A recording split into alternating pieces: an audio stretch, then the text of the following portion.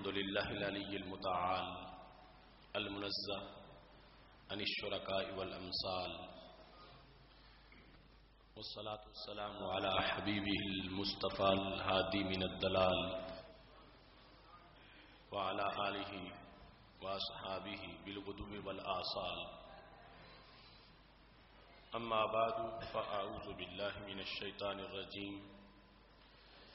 بسم الله الرحمن الرحيم. والله لا يحب الفساد. صدق الله العظيم وصدق رسوله النبي الكريم الأمين. إن الله وملائكته يصلون على النبي يا أيها الذين آمنوا صلوا عليه وسلموا تسليما. الصلاة والسلام عليك يا سيدنا يا حبيب الله. مولاي صل وسلم دائما أبدا على حبيبك خير الخلق كلهم، منزه عن شريك في محاسنه فجوهر الحسن فيه غير منقسم. یا اکرم الخلق مالی من الوذ به سواک عند حلول الحادث العممی. محمد تاج رسل اللہ قاطبۃ، محمد صادق الاقوال والکلم، محمد ذکرہ روح لانفسنا، محمد شکرہ فرد علی الامم. ربی صلی وسلم دائما ابدا علی حبیبک خیر الخلق کلہم. اللہ تبارک و تعالی جل جلالہ وعم نوالہ وتم برہانہ وعظم شانہ وجل ذکرہ وعز اسمہ کی حمد و ثنا، اور حضور سرور کائنات مفخر موجودات زینت بزم کائنات دستگیر جہاں غم گسار زماں سید سروراں حامی بے قسم قائد الانبیاء محبوب کبریا احمد مجتبی جناب محمد مصطفیٰ صلی اللہ علیہ وآلہ واصحابہ وبارک وسلم کے دربار گہر بار میں ہدیہ درود السلام عرض کرنے کے بعد رب ذوالجلال کا کروڑوں بار شکر ہے کہ اس نے ہمیں عقیدہ توحید سیمینار منعقد کرنے کی توفیق عطا فرمائی ہے. خالق کائنات جل جلالہ کی توفیق سے ایسے ماحول میں کہ جب ہر طرف آتش و آہن اور دھماکوں اور بارود کی بدبو پھیلی ہوئی تھی، رب ذوالجلال نے اپنی توفیق سے اس وقت کی اذان اور کلمہ حق کو برملا کہنے کی توفیق عطا فرمائی. میں آپ تمام احباب کا ممنون و مشکور ہوں. آپ اور ملک بھر سے جو قافلے وہاں پہنچے، اللہ آپ تمام کو اجر عظیم عطا فرمائے، اور جس بیداری کا ملت نے ثبوت دیا اور اس وقت اہل سنت میں جو تحریک نظر آ رہی ہے، اس سے ہمارے حوصلے بلند ہوئے ہیں. انشاءاللہ وہ وقت دور نہیں جب اندھیرے مٹ جائیں گے اور ہر طرف اجالوں کا راج ہوگا.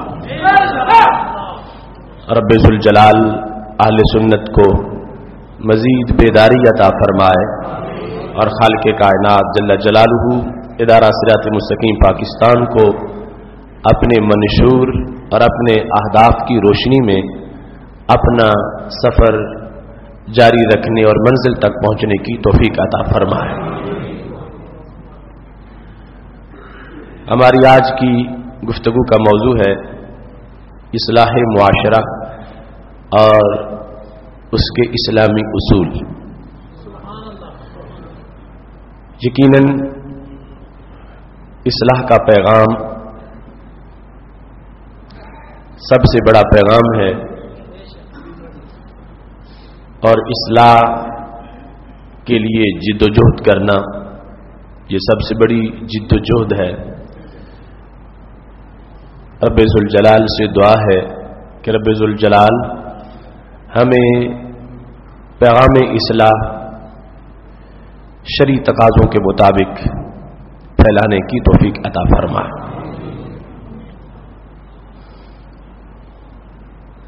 لفظ معاشرہ ہمارے عرف میں عام بولا جانے والا ایک لفظ ہے۔ شریعت مطہرہ میں بار بار اس چیز کو واضح کیا گیا ہے کہ انسان تمدن پسند ہے، اور شریعت بھی اسے متمدن دیکھنا چاہتی ہے۔ انسان کی طبیعت میں یہ ہے کہ یہ دوسروں کے ساتھ مل جل کے رہنا چاہتا ہے، یہ تنہائی پسند نہیں، یہ معاشرے، سوسائٹی، کمیونٹی کے اندر رہنا چاہتا ہے۔ وہاں گھر بناتا ہے جہاں اوروں کے بھی گھر ہوں، وہاں جا بیٹھتا ہے جہاں کچھ دوسرے بیٹھے ہوئے ہوں۔ کچھ لوگوں کی اس کے ساتھ حاجت متعلق ہے اور اس کی کچھ لوگوں کے ساتھ حاجات متعلق ہے۔ کوئی انسان ایسا نہیں جو اپنے سارے کام خود ہی کر لے، ہر انسان کو دوسرے انسان کی ضرورت پڑتی ہے۔ جو سب سے بڑا منصب دنیاوی لے کے بیٹھا ہوا ہے وہ دوسروں کے مقابلے میں سب سے زیادہ محتاج۔ کٹیا کا فقیر اتنا محتاج نہیں جتنا وقت کا حکمران محتاج ہے۔ اسے اپنا دن گزارنے کے لیے ہزاروں کے تعاون کی ضرورت ہے، جبکہ کٹیا میں بیٹھا ہوا ایک دو کے تعاون سے اپنا دن بسر کر سکتا ہے۔ انسان تمدن میں رہتا ہے، معاشرہ جو شریعت مطہرہ میں انسانی جماعت کا نام ہے، شریعت چاہتی ہے کہ انسان ماحول میں موجود رہے۔ جب رسول اللہ صلی اللہ علیہ وسلم سے کچھ صحابہ نے اجازت مانگی تھی، اِذن لنا بالترحم، یا رسول اللہ صلی اللہ علیہ وسلم آپ ہمیں اجازت دے دیں، ہم درویش بن جائیں، رہبان بن جائیں، شہری آبادیوں سے نکل جائیں، کہیں جنگلوں میں ڈیرا لگا لیں، ہم تنہا ہو کے رب کی بندگی کرتے رہیں۔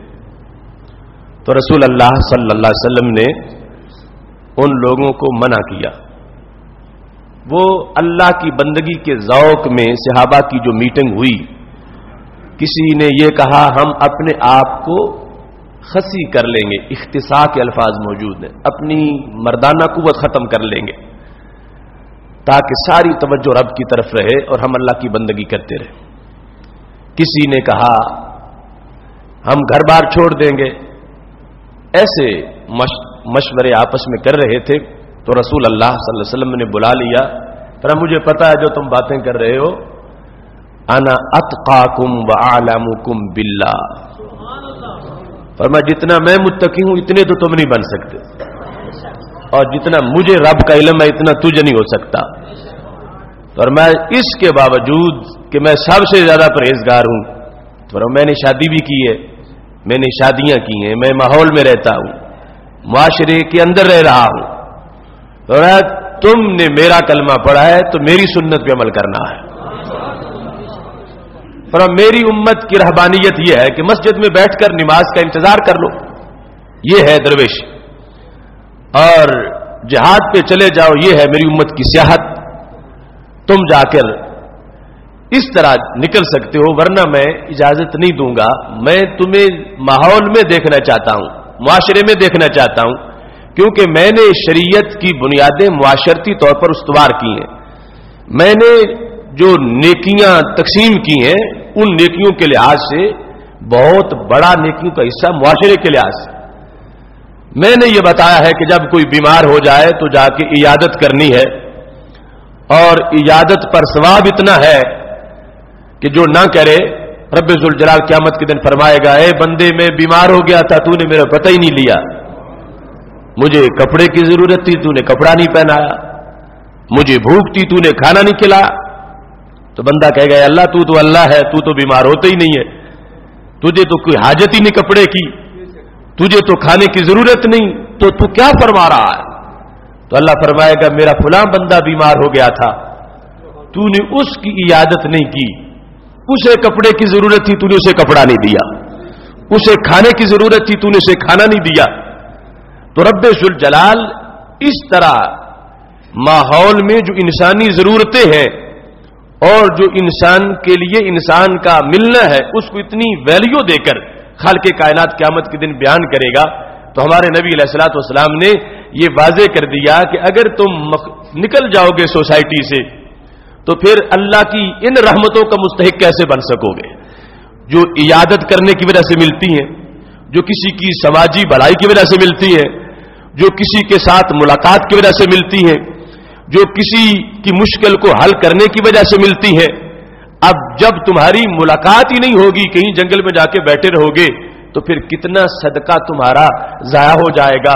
کیسے؟ فرمایا تبسم کا فی وجہ اخی کا صدقہ، تمہیں تمہارا اپنے بھائی سے مسکرا کے ملنا یہ بھی ایک صدقہ ہے. بھائی سے مراد ہے دینی بھائی، حقیقی بھائی ضروری نہیں، کوئی بھی مومن جو ہے اس سے مسکرا کے ملو گے تو صدقہ ملے گا، صدقے کا ثواب ہوگا. اب معاشرے میں ہے، گھر سے نکلا ہے، پہلے نمبر پہ ایک سے ملاقات ہوگی، اگلے موڑ پہ دوسرے سے ملاقات ہوگی، اگلے پہ چوتھے سے، مسجد تک آنے سے 20 بندوں سے ملاقات ہو گئی اور 20 بندوں سے مسکرا کے ملا ہے تو رب ذوالجلال نے 20 بڑے صدقوں کا ثواب عطا فرما دیا ہے.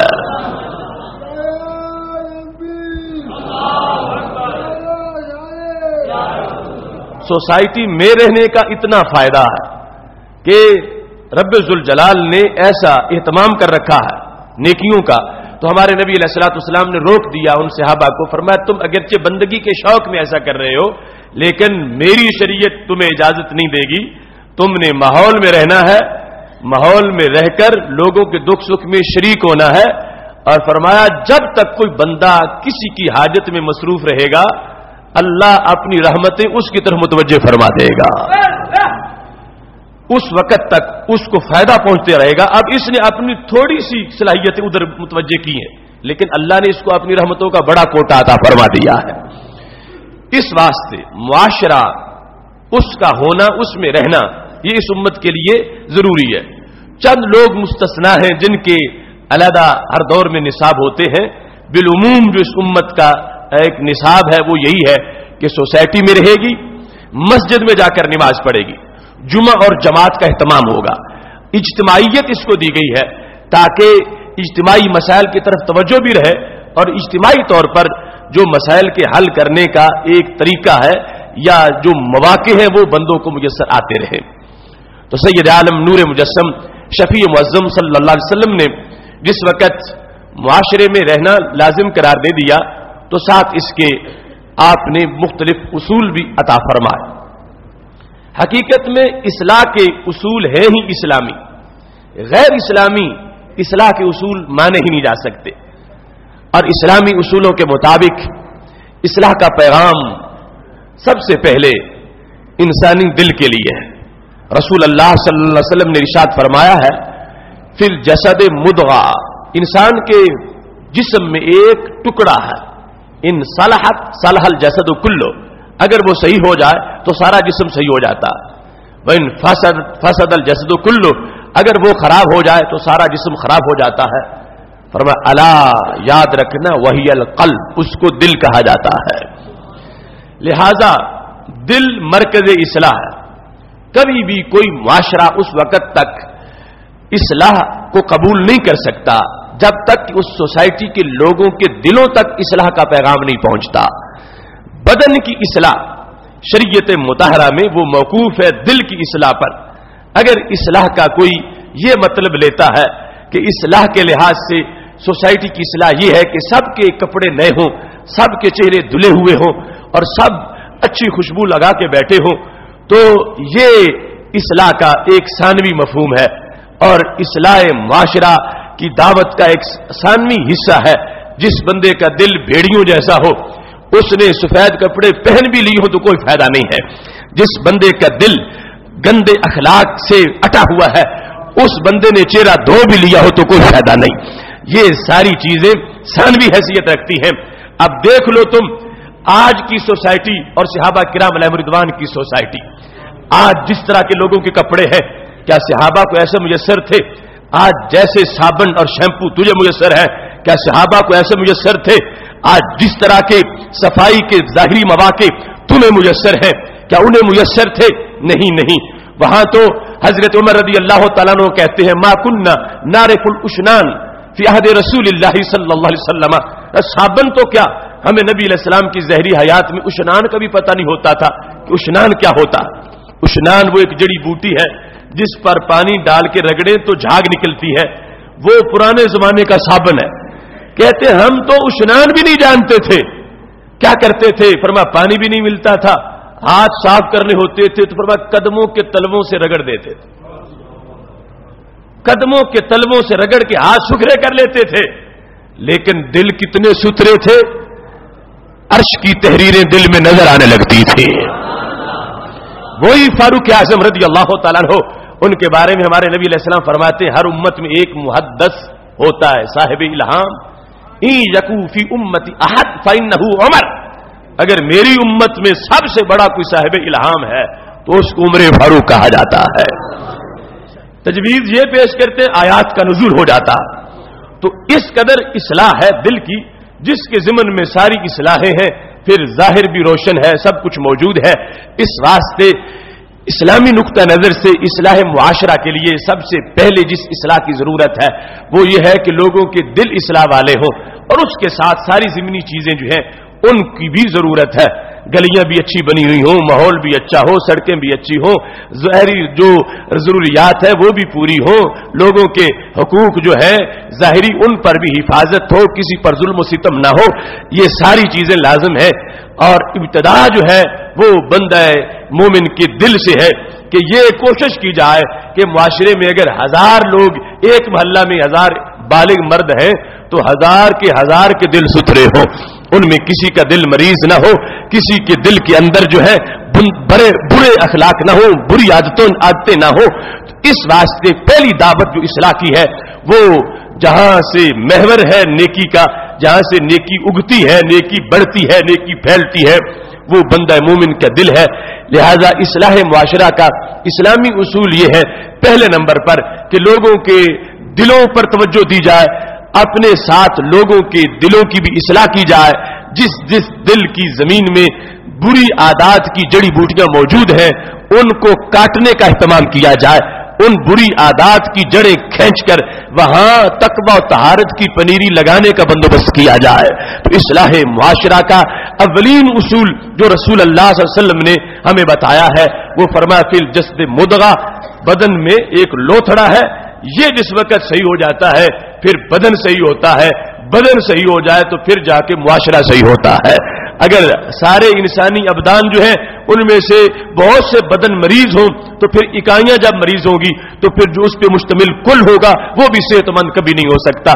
پھر اس معاشرے میں چوریاں ہوں گی, اس معاشرے کے اندر ڈاکے ہوں گے, اس کے لوگوں کی عزتیں لٹ رہی ہوں گی, بے چینیاں پھیلیں گی, اس معاشرے میں لوگوں کے حقوق جو ہیں وہ ہڑپ کیے جا رہے ہوں گے.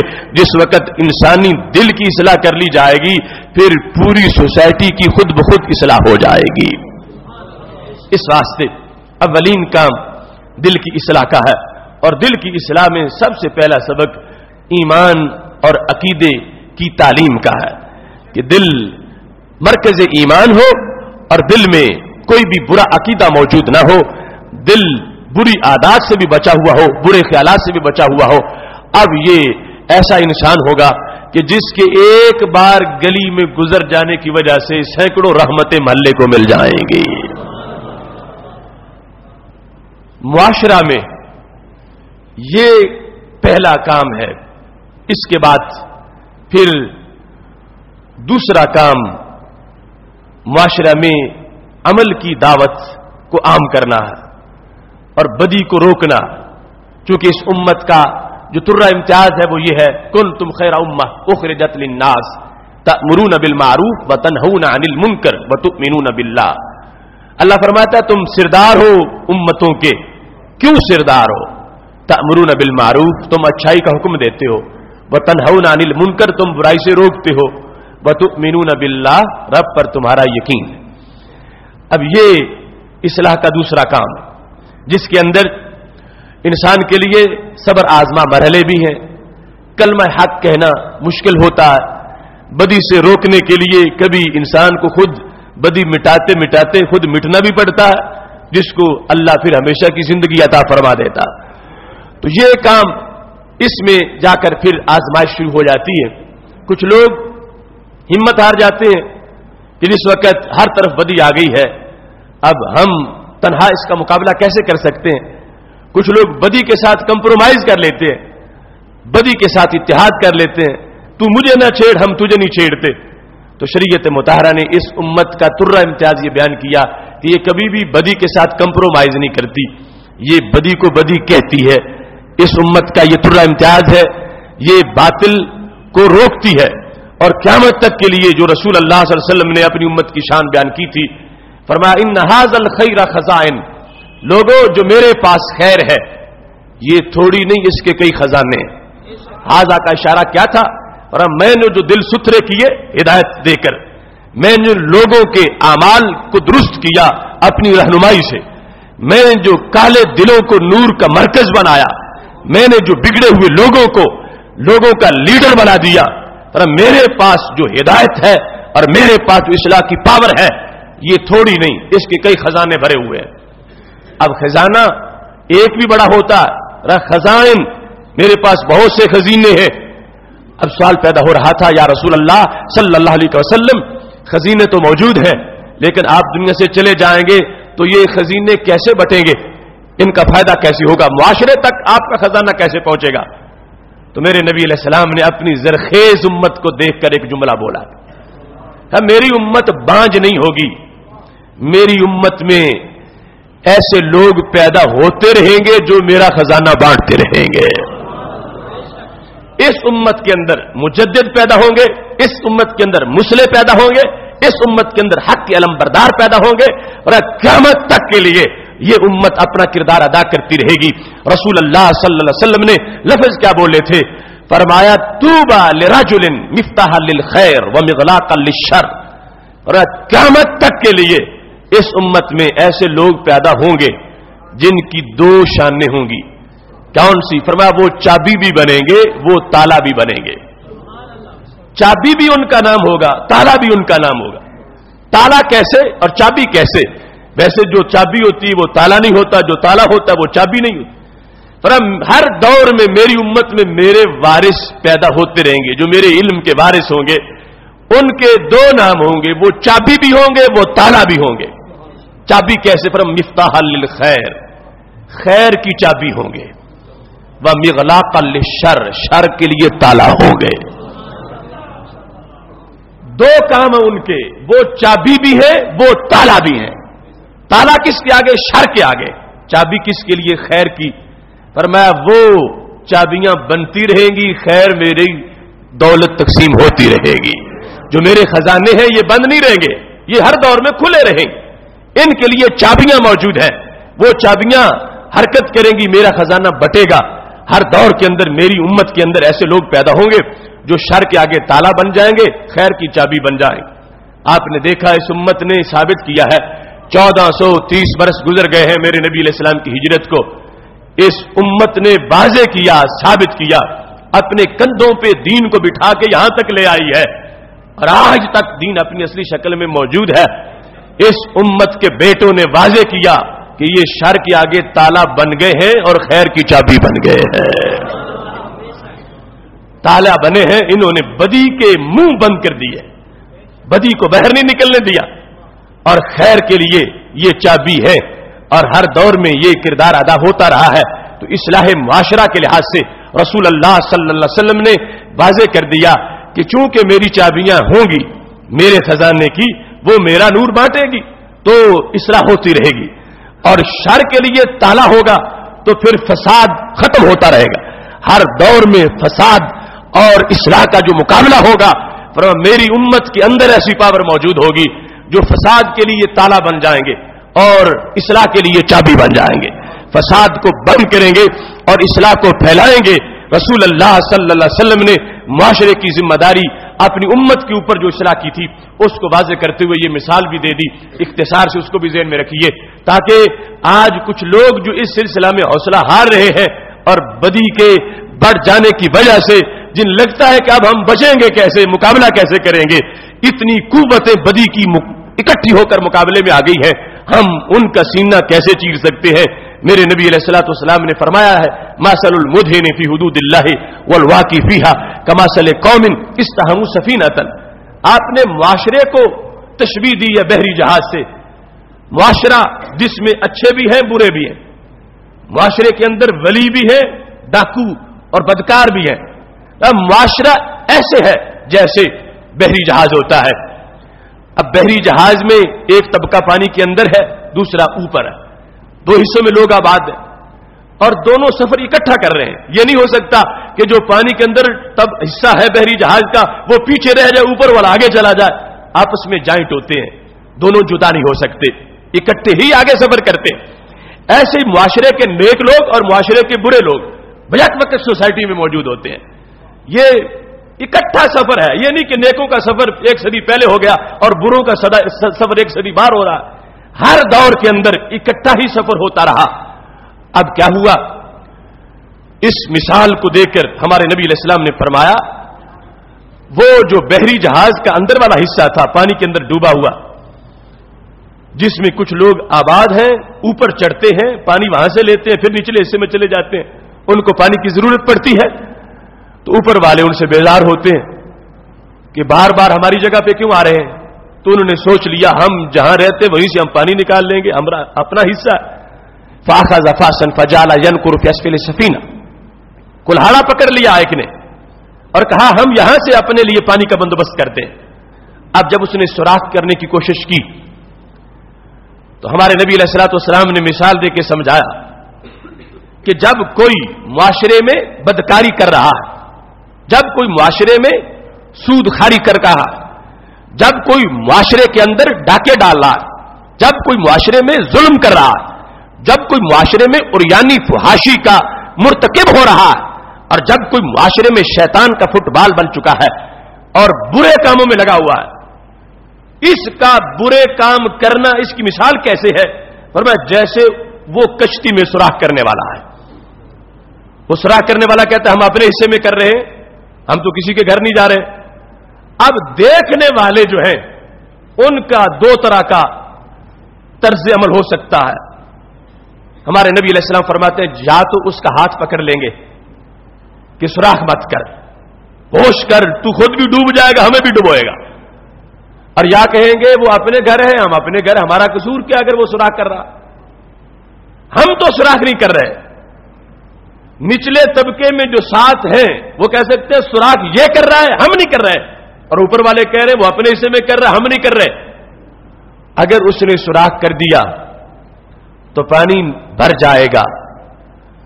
बहरी जहाज के निचले हिस्से में जब पानी भरेगा तो पूरा ही बैठ जाएगा, ना निचले बचेंगे ना ऊपर वाले बचेंगे, इकट्ठे मरेंगे, इकट्ठे गोते खाएंगे और सबका नामो निशान मिट जाएगा। करोड़ों सलामों माहे मदीना को सल्लल्लाहु अलैहि वसल्लम, जिन्होंने माशरे के सारे फलसफे एक मिसाल में समझा दिए हैं। और हर दौर में नेक भी होंगे बुरे भी होंगे, और अगर नेक ये कहें कि हमारी अपनी इस्लाह हो चुकी है, हमें गैरों की इस्लाह की कोई फिक्र नहीं, अगर मुआशरा जलता है उरियानी फहाशी में जल जाए, अगर मुआशरा जल रहा है बदअकीदगी में जल जाए, अगर मुआशरे के अंदर तौहीन रिसालत या तौहीन उलूहियत होती है तो होती रहे, ہم تو نیک ہیں, ہم تو عاشق رسول صلی اللہ علیہ وسلم ہیں, ہم تو رب کے مطیع بندے ہیں. اگر ایسا نقطہ نظر لوگوں نے اپنا لیا تو ہمارے نبی علیہ السلام فرماتے ہیں یہ لوگ معاشرے کی تعریف سے بے خبر ہو گئے ہیں, اور ان لوگوں کو معاشرتی اسلامی جو کردار تھا اس کا پتہ نہیں رہا. اب جس وقت معاشرہ ڈوبے گا تو یہ صوفی بھی نہیں بچ سکیں گے, یہ صالح بھی نہیں بچ سکیں گے, یہ پرہیزگار بھی نہیں بچ سکیں گے, برابر کا عذاب ان کو لینا پڑے گا. اس واسطے ہمارے نبی علیہ الصلوۃ والسلام نے واضح کر دیا کہ جب بھی معاشرے کے اندر کہیں بدی ہو, ملت کی کشتی میں کوئی سراغ کر رہا ہو, فرمایا حق پرست ہو, تمہاری صرف یہی ڈیوٹی نہیں کہ کہتے رہو کہ ہم نے نہیں کیا, ٹھیک ہے تم اچھے ہو, تم نے نہیں کیا, مگر شریعت نے تم پہ لازم کر دیا ہے کہ جہاں ہو رہا ہے اس سوراخ کو بند بھی کرنا ہے. اول تو ہونے نہیں دینا, اگر کوئی کر جائے تو اس کو بند کرنا ہے, پھر خود بھی بچو گے اوروں کو بھی بچا لو گے. چونکہ اسلام میں اپنے ساتھ اوروں کا جو فائدہ ہے اس کو بھی ملحوظ خاطر رکھا گیا ہے. جہاں دعا اپنے لیے وہاں دعا اوروں کے لیے بھی ہے, جہاں پسند کی چیز اپنے کے لیے وہاں اپنے بھائی کے لیے بھی ہے. اس واسطے سید عالم نور مجسم شفیع معظم صلی اللہ علیہ وسلم نے اصلاح معاشرہ کا جو فرض تھا اس کو اس مثال میں واضح کر دیا. اور اگر کوئی کوتاہی کر رہا ہے تو وہ دوہرا ظلم کر رہا ہے, اپنے اوپر بھی کر رہا ہے اوروں پہ بھی کر رہا ہے. اور اگر کوئی اصلاح معاشرہ کی کوشش کر رہا ہے وہ دوہری نیکی پا رہا ہے, اپنے لحاظ سے بھی نیکی پا رہا ہے, اوروں کے لحاظ سے بھی نیکی پا رہا ہے.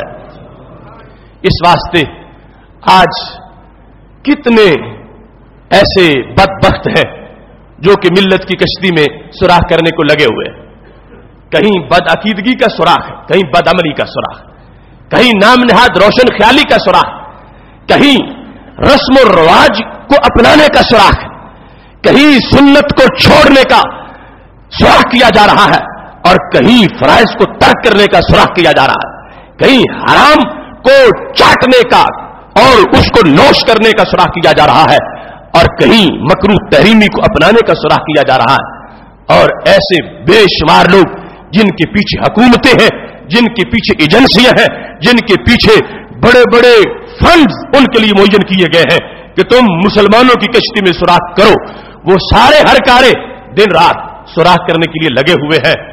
ادھر وہ اپنا کام کر رہے ہیں, ادھر مدینے والے اپنا کام کر رہے ہیں.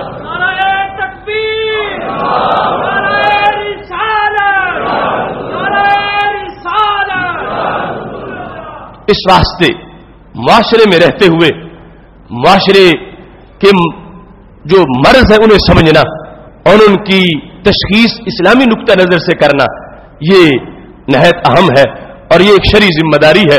اگر ہم اس طرح متوجہ نہیں ہوں گے, کل ہم سے پوچھا جائے گا کہ تمہارے ہوتے ہوئے سوراخ ہوتا رہا, تم نے ہاتھ کیوں نہیں پکڑا, تم نے سوراخ کرنے والے کو کیوں نہیں سمجھایا, تم نے اس کی غلط فہمی کیوں نہیں دور کی, تم نے اس کو جا کے دلائل کیوں نہیں دیے, تم نے اس کو یہ کیوں نہیں بتایا کہ سوراخ کرنے سے خود بھی ڈوب جائے گا اوروں کو بھی ڈبو دے گا. یہ دوسرے لوگوں پر حق بنتا ہے, اور اسی امر بالمعروف اور نہی عن المنکر سے تعبیر کیا جاتا ہے. اس بنیاد پر اصلاح معاشرہ کے لحاظ سے یہ ہے کہ ہر قسم کا جو سوراخ ہے اس کی حیثیت کو سمجھا جائے. اگر عقیدہ کی بنیاد پہ لوگوں کو گمراہ کرنے کی بات ہو رہی ہے تو اس کا بھی علاج کیا جائے, اور اگر عمل کے لحاظ سے لوگوں کو بے راہ روی کا مرتکب بنایا جا رہا ہے تو اس کا بھی پورا مواخذہ کیا جائے, تاکہ ان لوگوں کو سمجھا کے ان کی منت سماجت کر کے جو سوراخ کرنے میں لگے ہوئے ہیں ان کو پیچھے ہٹا کے ملت کی جو کشتی ہے اس کو سوراخ سے بچایا جائے گا, پھر سفر سلامتی سے ہوگا. اور اگر سوراخ ہو گیا تو پھر پانی داخل ہو جائے گا, پانی داخل ہو گیا تو پھر سینمے والے نہیں مریں گے, مسجد والے بھی مر جائیں گے. اس وقت مجموعی طور پر امت میں عذاب آ جائے گا. یہ بھی نبی علیہ الصلوۃ والسلام نے فرما دیا, فرمایا جب عقاب آئے گا تو سب پہ آ جائے گا. آگے قیامت کے دن اپنی اپنی نیتوں پہ اٹھیں گے کہ اچھی نیت میں کون جا رہا تھا بازار میں جو مارا گیا, اور بری نیت میں کون جا رہا تھا وہ آگے جا کے ہی ہوگا. لیکن آزمائش کے وقت سب مشترکہ طور پر ان پہ آزمائش آ جائے گی. اس واسطے ہمیں لازم ہے کہ ہم ایسی قوتوں کو اچھی طرح پہچان لیں جو ملت کی کشتی میں سوراخ کر رہی ہیں, اور پھر اپنے آپ کو اس سے بے خبر نہ رکھیں, کبوتر کی طرح آنکھیں بند کر کے ماحول سے نہ بیٹھیں. جہاں سوراخ ہو رہا ہے ان مجرموں کی نشاندہی کرنا, ان کے ہاتھ روکنا, ان تک بات پہنچانا, انہیں سمجھانا اور ان کے لیے اہتمام کرنا اور اگر کہیں چھوٹا موٹا ہو چکا ہے تو اس سوراخ کو بند کرنے کی کوشش کرنا یہ معاشرے میں رہتے ہوئے ہماری ذمہ داری ہے. اگر معاشرہ چھوڑ کے بھاگ جائیں، جنگلوں صحراؤں میں چلے جائیں، تو پھر تو کھلی چھٹی مل جائے گی سوراخ کرنے والوں کو کہ جو چاہے کر لیں. اس واسطے میرے نبی علیہ السلام نے فرمایا تم نے ماحول میں اندر رہنا ہے، لوگوں کے تانے بھی سننے، لوگوں کی گالیاں بھی سننی ہے، لوگوں کی گولیوں کا سامنا بھی کرنا ہے، لوگوں کے جو جملے ہیں ان کے سامنے اپنے آپ کو پیش کر کے لوگوں کے دھکے بھی برداشت کرنے ہیں، لیکن پھر بھی یہ کہتے رہنا ہے کہ امت کی کشتی میں سوراخ نہیں ہونے دیں گے. سوراخ کرنے والوں کو روکنا ہے. یہ معاشرے میں رہ کر ایک مومن کا کام ہے جس کی بنیاد پہ اس کے سردار ہونے کا پتہ چلتا ہے کہ یہ وہ لوگ ہیں جو امت کی سرداری کو بچانے والے ہیں. محترم سامعین حضرات، آج ہمارا امتحان یہ ہے کہ اصلاح کا لفظ یہ بھی معاذ اللہ اختلافی ہو گیا. کچھ چیزیں ایسی ہیں کہ جو اصلاح نہیں ان کو اصلاح کہہ دیا جاتا. اصلاح کا لفظ عربی زبان کا لفظ ہے اور اس کے مقابلے میں لفظ فساد ہے. اللہ فرماتا ہے واللہ لا يحب الفساد. رب فساد پہ راضی نہیں، رب فساد پہ راضی نہیں. اللہ اصلاح چاہتا.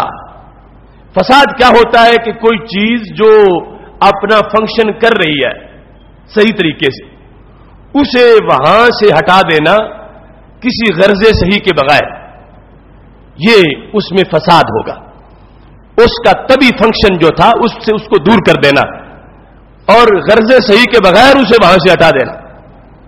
عام لفظوں میں یوں بھی سمجھتے ہو کہ سالن پکا کے رکھا ہے اور اس میں بدبو پیدا ہو جائے تو یہ اس کا فساد.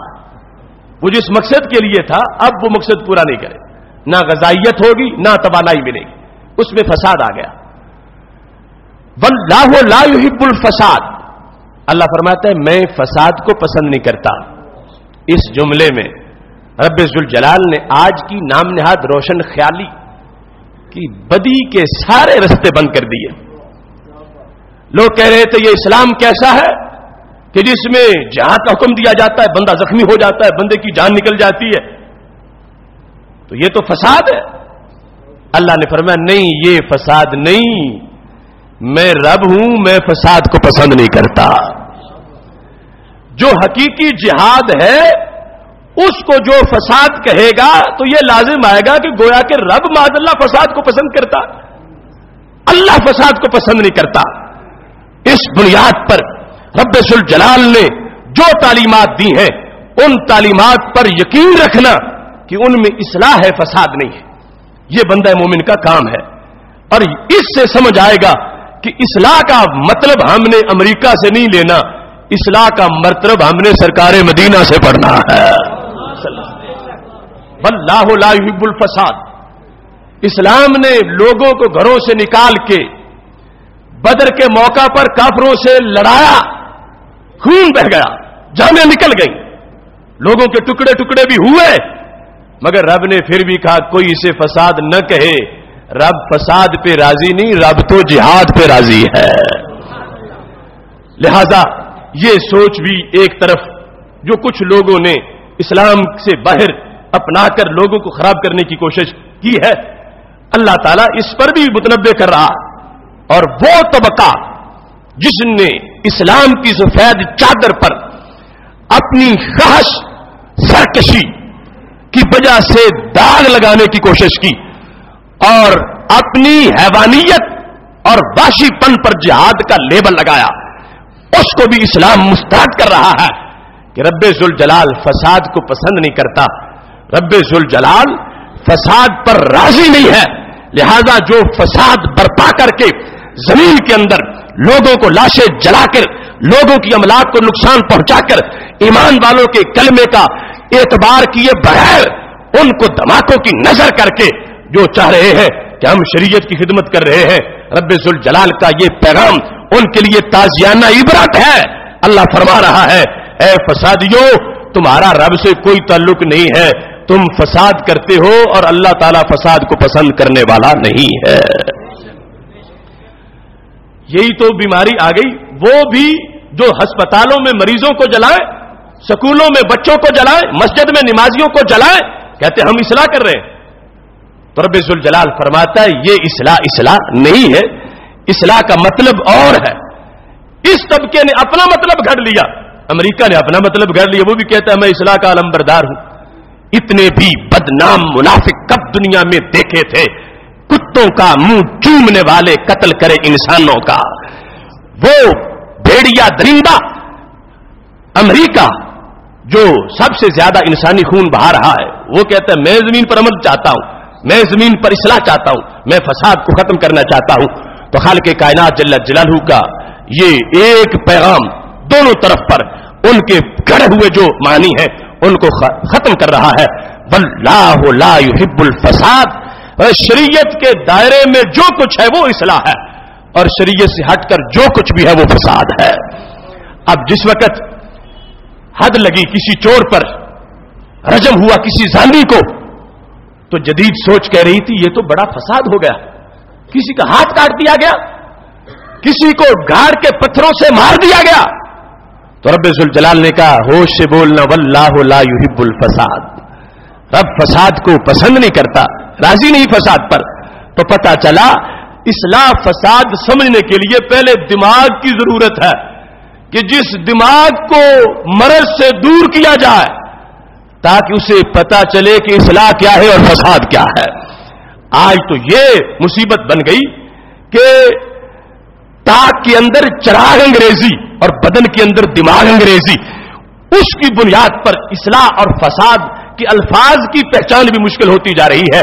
تو شریعت مطہرہ نے واضح کر دیا کہ رب ذوالجلال سے بڑھ کر انسان کے ساتھ کسی کو پیار نہیں ہے.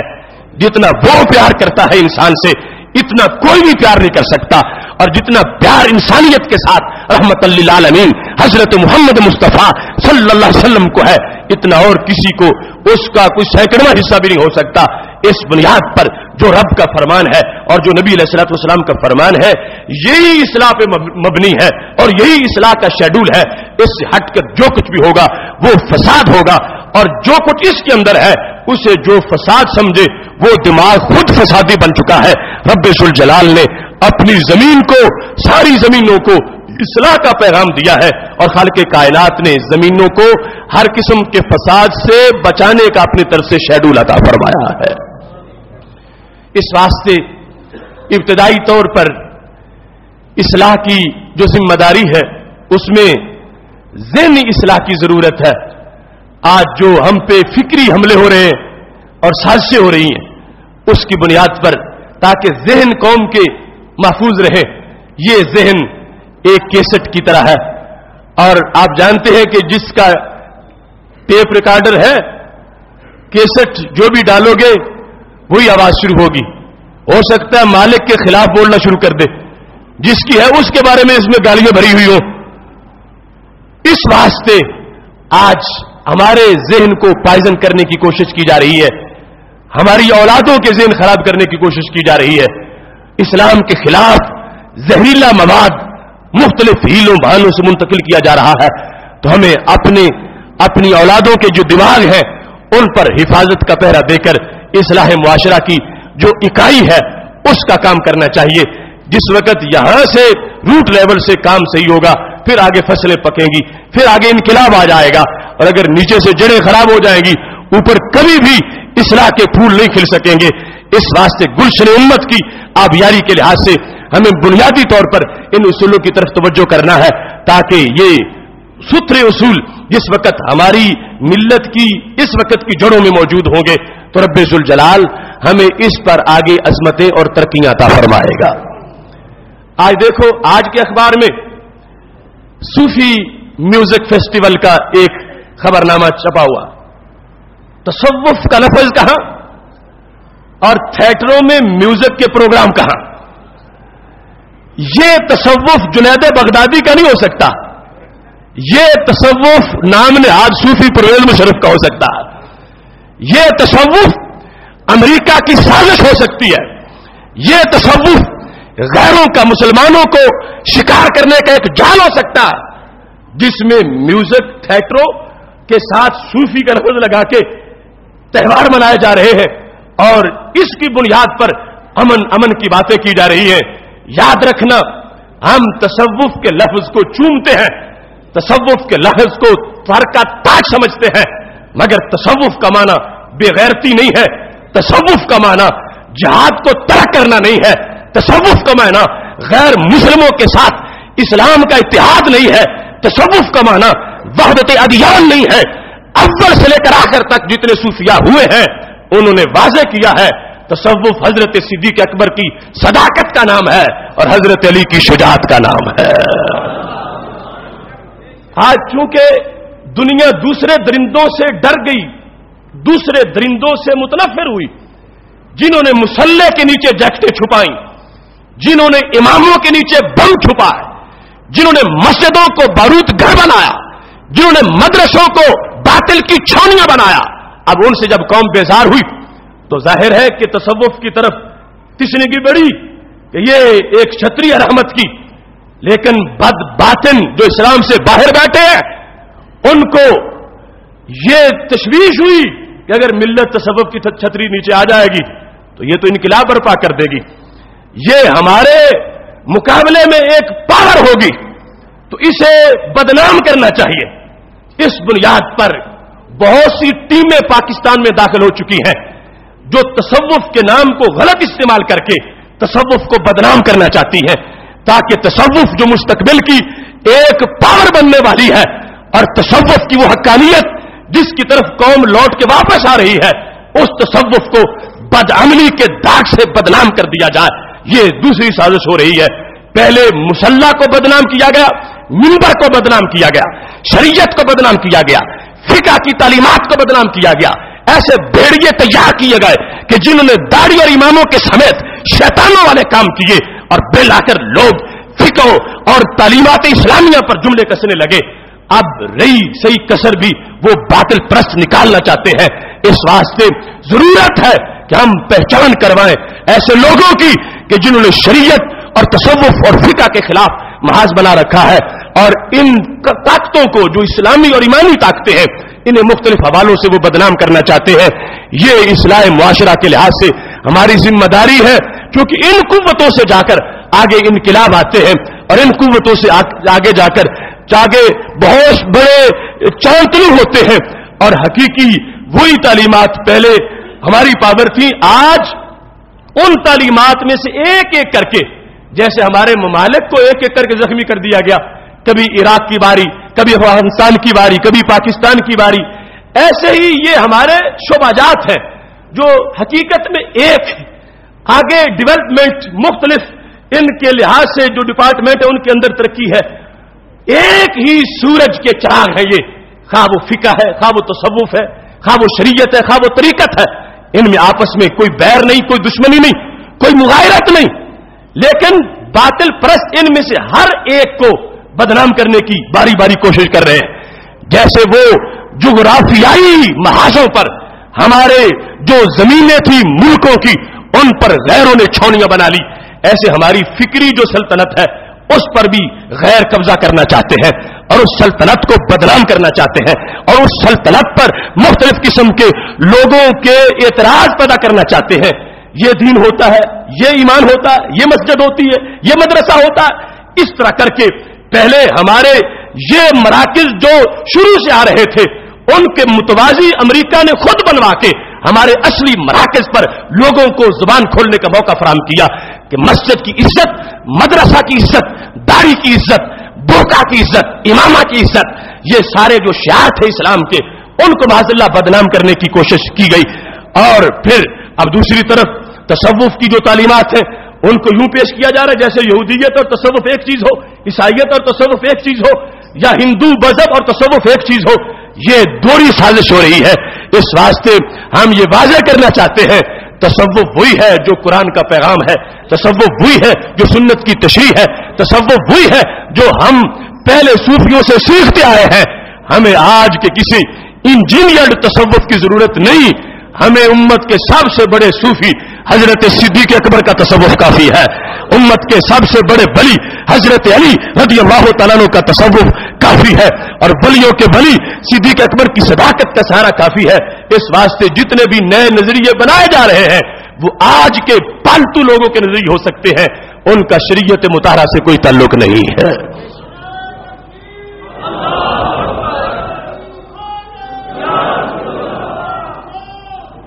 محتشم سامعین حضرات، معاشرے کی اصلاح کے لحاظ سے ہمارے نبی علیہ السلام نے جو رغبت دی اس میں دو پہلو اجاگر کیے، تمہارا اپنا بھی فائدہ ہوگا، تمہاری ملت کا بھی فائدہ ہوگا۔ المؤمن للمؤمن کالبنیان یشد بعضہ بعضا، مومن مومن کے لیے کیسے ہے؟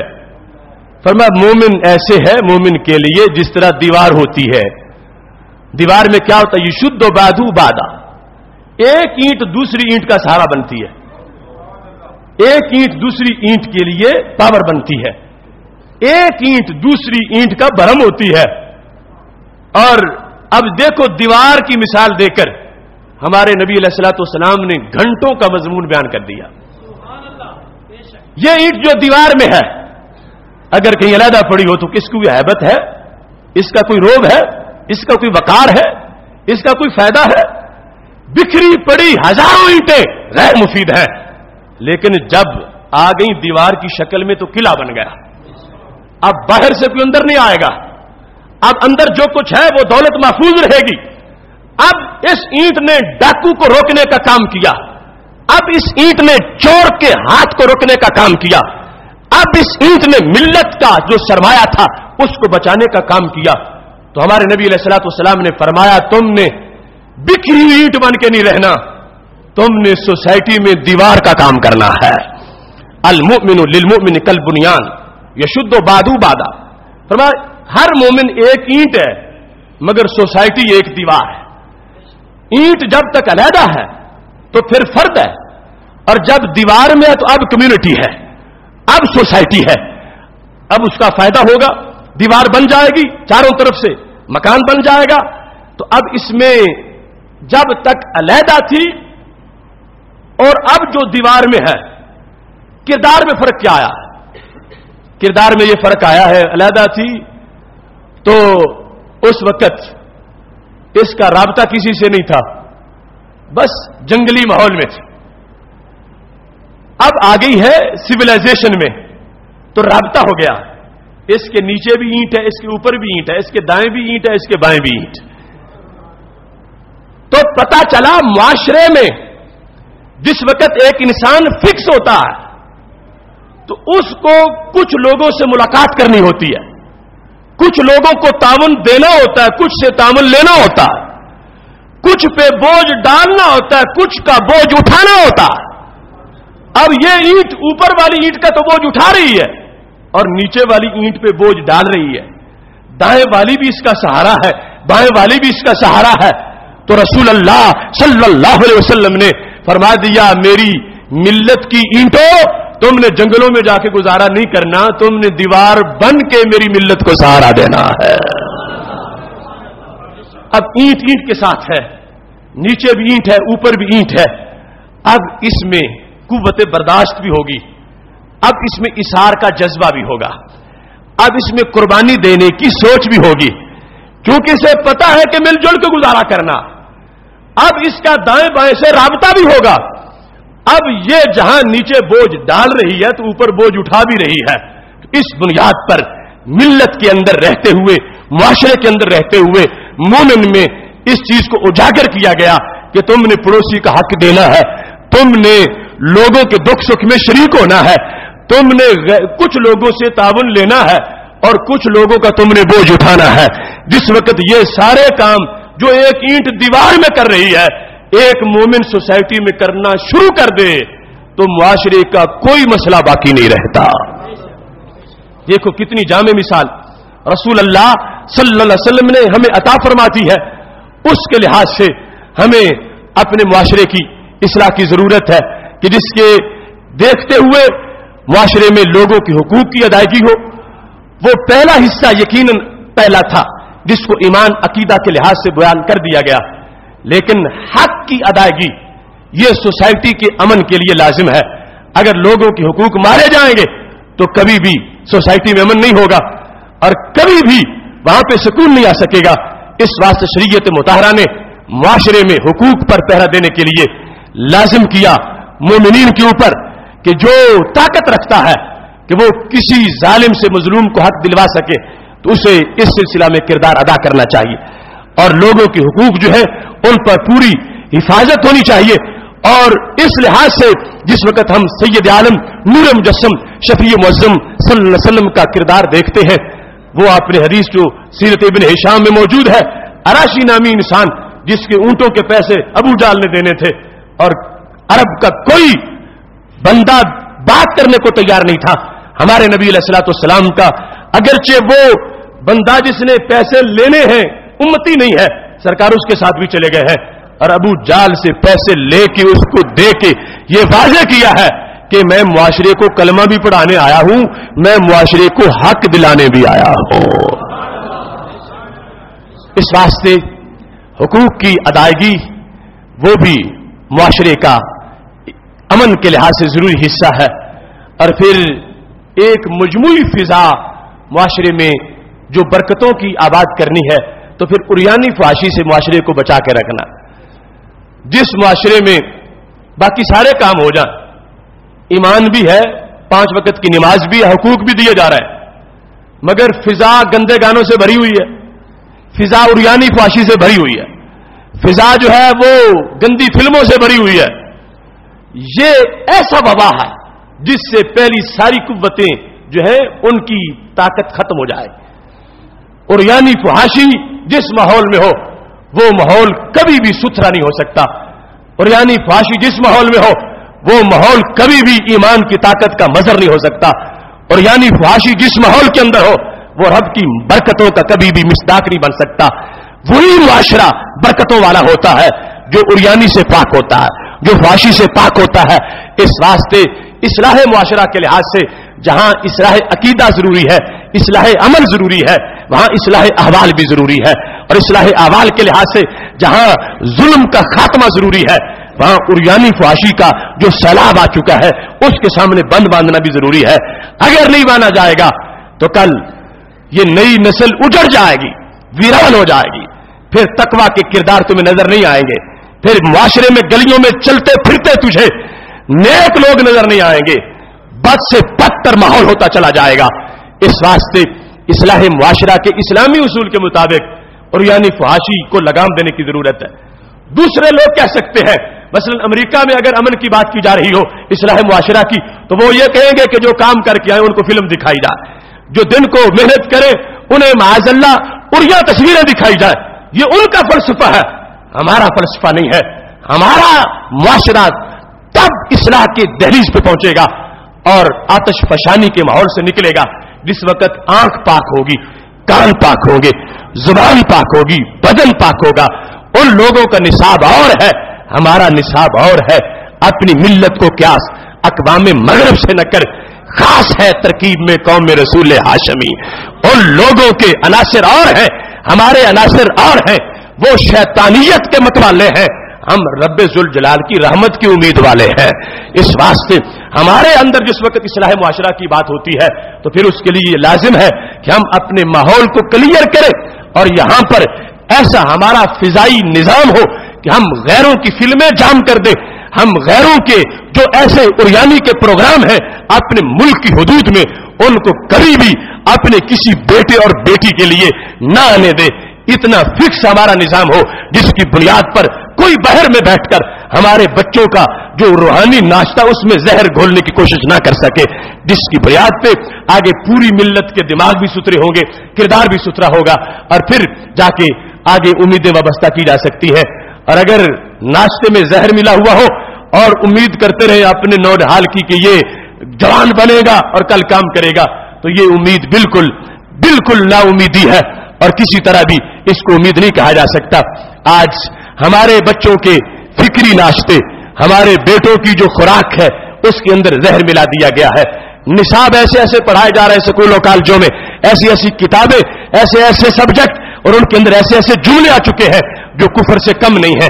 इस मामला पर भी हमें ठंडे दिल से सोचना चाहिए और हमारे मुल्क के टेस्ट बोर्ड में जो छुपी हुई काली भेड़ें हैं और गैरों के जो एजेंट हैं जो मुस्लिम उम्मा के इन नौनहाल फूलों को मसलना चाहते हैं, हुकूमत को उन भेड़ों को भी निकालना चाहिए تاکہ صحت مند نصاب ہو, صحت مند غذا ہو جو ہمارے بچوں تک پہنچے, جس میں امید ہو ان کا کل نظریہ بھی مضبوط ہوگا, ان کی کل سوچ بھی مضبوط ہوگی, ان کی صبح سے غیروں کے جملے نہیں نکلیں گے, ان کی فکر میں غیروں پر للچائی ہوئی اندھاؤں کا اظہار نہیں ہوگا, بلکہ ان کے دماغ مطمئن ہوں گے ماہ مدینہ اپنی تجلی عطا کرے, یہ ڈھلتی چاندنی تو دوپہر کی ہے.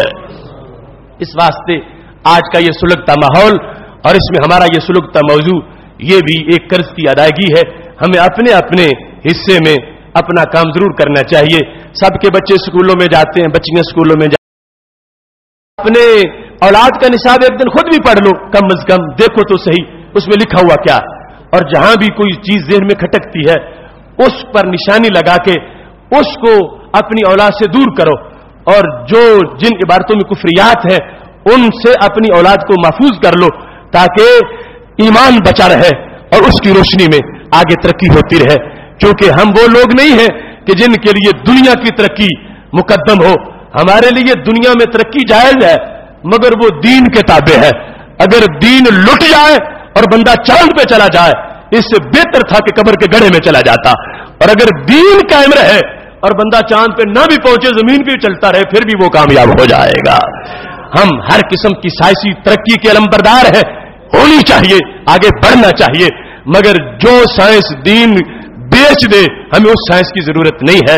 ہم اس سائنس کے علمبردار ہیں کہ جس کا پڑھنے والا پڑھانے والا مومن پہلے نمبر پہ ہے, سائنسدان دوسرے نمبر پر ہے. وہ بدنی قوت جس کی ہمیں ضرورت ہے ہم اس کو مدنی قوت کے زیر سایہ رکھنا چاہتے ہیں. ہم دنیا کا سٹیرنگ دین کے حوالے کرنا چاہتے ہیں. دین کی گاڑی چلانا یہ دین کا کام ہے, یہ دنیا کا کام نہیں ہے. دنیا اس کے تابع ہے. باقی ہر میدان میں ترقی کرنا یہ مسلم کا شیوا ہے, یہ مسلم کا کام ہے. ہاتھ پہ ہاتھ رکھ کے فردا کا منتظر رہنا یہ ہمارا ورثہ نہیں ہے. ہمارا ورثہ ہر میدان میں آگے بڑھنا ہے, مگر ہر میدان میں اپنے دین کو مقدم رکھنا یہ مومن کی شان ہے. رب ذوالجلال کا پھر میں شکر ادا کرتا ہوں کہ اس نے ہمیں آج کے اس دہکتے ماحول میں عقیدہ توحید سیمینار منعقد کرنے کی توفیق عطا فرمائی, اور اب لگتا ہے کہ وہ دن دور نہیں ہے کہ جب ہر طرف صداقتوں کا راج ہو جائے گا. کچھ لوگوں نے اپنا جواز ہی صرف شرک کی بیس پہ بنایا ہوا. وہ کہتے ہیں ہماری ضرورت ہے, کیوں؟ امت مشرک ہے, اگر ہم نہ رہے ہم نہ ہوں گے تو پھر امت کو شرک سے کون بچائے گا. اس بیس پہ لوگوں نے حکومتیں بنا لی, چونکہ امت مشرک ہو چکی ہے لہذا ہماری حکومت کی ضرورت ہے. کتنا بڑا فراڈ کیا گیا اس امت کے ساتھ.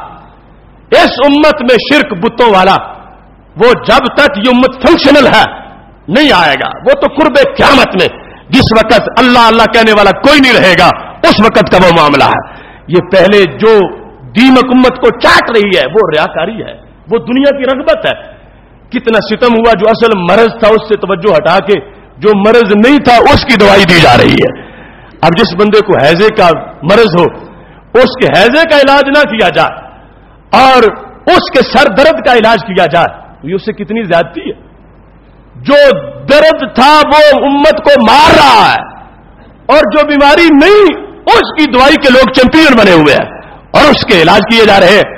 اس واسطے میرے نبی علیہ السلام نے تو یہاں تک فرما دیا تھا, فرما مجھے دجال کا بھی امت کو اتنا خطرہ نہیں جتنا مجھے ریاکاری کا خطرہ ہے.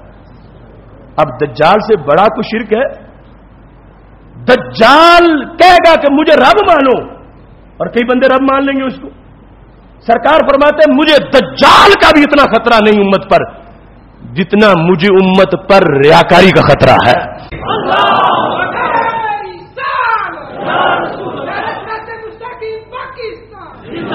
میرے بھائیو, آپ کو یہ پتہ بھی چل گیا کہ ادارہ صراط مستقیم کی اس وقت قوم کو ضرورت کیا ہے.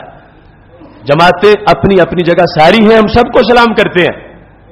ادارہ صراط مستقیم نے اپنے پروگراموں سے یہ ثابت کر دیا ہے کہ یہ ایک جگہ خالی تھی جس کو ادارہ پوری کر رہا ہے. ہم یہ چاہتے ہیں کہ عقیدہ اسلام جو کتابوں میں بند ہے اور دلائل اہل سنت جو سورج سے بھی زیادہ روشن ہے ان کو مجمع عام میں پیش کیا جائے اور جن لوگوں کو مغالطہ ہے ان کا مغالطہ دور کرنے کے لیے دلیل ان کے دروازے پر پہنچا دی جائے. اس مشن کے پیش نظر 2007 11 مئی کو گوجرانوالا کو یہ فخر حاصل ہوا جب بھٹی میرج ہال میں صراط مستقیم کنونشن سے ادارہ صراط مستقیم کی بنیاد رکھی گئی تھی. 11 مئی 2007 کو یہ قافلہ چلا اور اس سے پہلے کعبۃ اللہ کے نور کے زیر سایہ اور گنبد خضرا کی ہریالی کے زیر سایہ اس کا منشور لکھا گیا. اللہ کا فضل ہے ہم تو بہت کمزور ہیں, نہ کوئی خاص تنظیم ہے, ابھی نیٹ ورک اتنا تیار ہی نہیں ہوا, لیکن وہاں سے قافلے پہنچے جہاں پر تصور بھی نہیں کیا جا رہا. خود بسوں کی بسوں پر لوگ سوار ہو کر چاروں صوبوں سے لوگ پہنچے. اس سے امید ہے انشاءاللہ بیداری مزید پیدا ہوگی اور حق مزید اجاگر ہوگا. اللہ ہم سب کو مل جل کر اس نیٹ ورک کو مضبوط کرنے کی توفیق عطا فرمائے. وآخر دعوانا الحمدللہ رب العالمین.